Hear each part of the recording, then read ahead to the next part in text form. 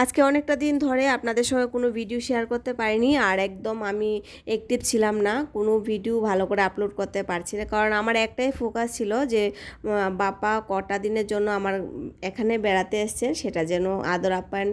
তো আমি অতটুকু করতে পারবো না, আমার একদমই সাধ্য নেই।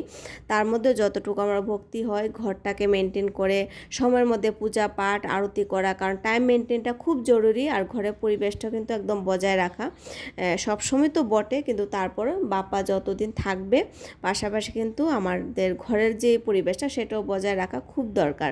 তো সেদিকে যখন লক্ষ্য রাখতে হয়, তো সেটা খুব টার্গেট নিয়ে বসতে হয়।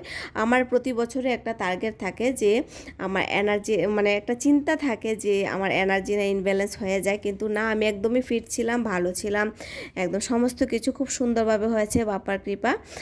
কারণ বাপ্পা যদি আমার কোনো অসুবিধা হয়ে যায়, সব দিকে কিন্তু প্রবলেম হয়ে যাবে। তো সেই জন্য আমি কোনো দিকে তাক ঝাঁক কারো ঘরে এদিক ওদিক যাওয়া বিশেষ দরকার ছাড়া আমি একদমই যাইনি।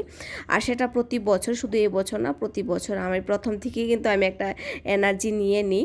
তো সেজন্য কোনো ভিডিও আমি শেয়ার করতে পারলাম না, তবে আপনাদের জন্য কিছু কিছু ক্লিপ নিয়ে রাখলাম। তো সন্ধ্যা দিয়াবাতি আমার হয়ে দিয়ে দিলাম। তারপর এদিকে এখন বাপ্পার জন্য একটু চা দিলাম বাপ্পাকে সন্ধ্যার সময়। এবছর আমি বাপ্পার জন্য নতুন একটা কাপ নিয়েছি। এগুলো, এই মাটি কাপটা হচ্ছে গত বছরে ছিল, দুটো কাপ বাঁচা ছিল, তো সেইগুলো দিয়ে আমি দুটো দিন কাটিয়েছি, বাকি আমরা নিয়েছি নতুন কাপ। তো নিচে দিদি এসছেন, এখন আরতি আমরা সবাই সন্ধ্যার সময় আরতি করব। এই যে একটা টাইম, যে সন্ধ্যার সময় আরতি করা, দুপুরবেলা আরতি করা, সবাই গান গেয়ে, সেটার বাতাবরণে যেন অনেকটা, মানে কী যে বলবো, সেটা বলার ভাষাতে আর প্রকাশ করতে পারবো না। এতটা একটা আনন্দ ঘরের মধ্যে, এতটা একটা সুন্দর ভাইবস, মানে কি যে বলবো। তো যাই হোক, আমি বলেছিলাম দিদিকে আসতে, কিন্তু দিদি বলেছে আমি সন্ধ্যার সময় আরতি করবো।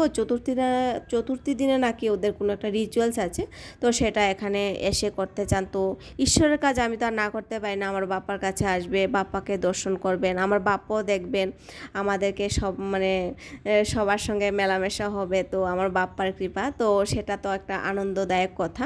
তো সেজন্য ভাবলাম আসলে আমরা একই সঙ্গে আরতি করব। আমরা সবাই মিলে দুপুরবেলা করে নিয়েছি, এখন দিদিকে নিয়ে করলাম।